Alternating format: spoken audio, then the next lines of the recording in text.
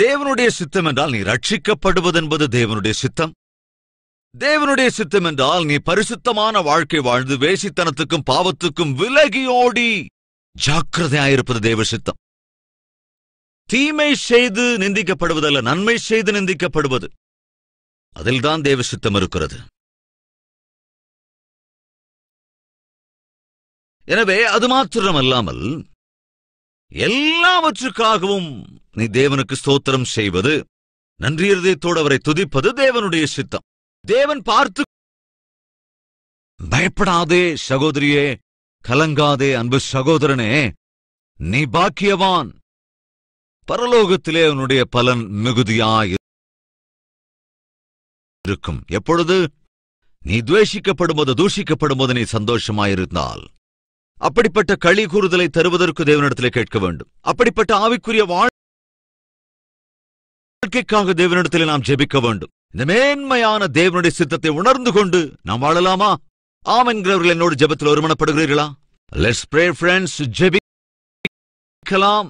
எல்லோரும் தலைகளை தாழ்த்தி தேவனை நோக்கி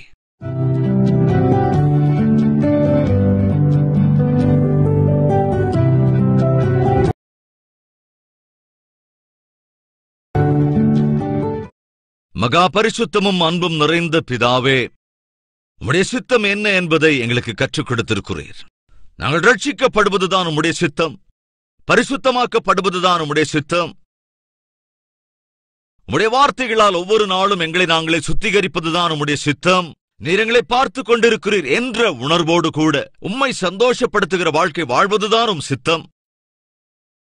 எல்லாவற்றுக்காகவும் மனப்பூர்வமாய் உம்மை துதிப்பதுதான் உம்முடைய சித்தம்.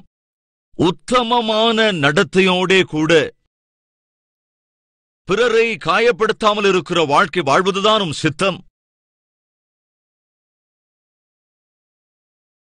தீமையை செய்து தீங்கை அனுபவிப்பதை விட நன்மையை செய்து தீங்கை அனுபவிப்பதுதான் உம்முடைய சித்தம் என்று அறிந்து கொண்டிருக்கிற உம்முடைய சித்தத்தை எங்களுடைய கிரியைகளிலே செயல்படுத்துகிற கிருபை அருள வேண்டும் என்று இதை கேட்டுக்கொண்டிருக்கிற ஒவ்வொருவரையும் ஆண்டவர் உம்முடைய வார்த்தையினாலே தொட்டு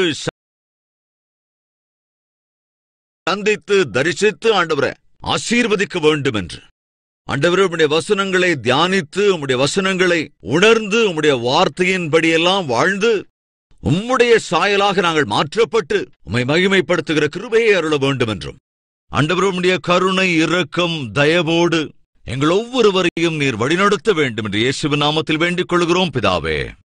ஆமென்.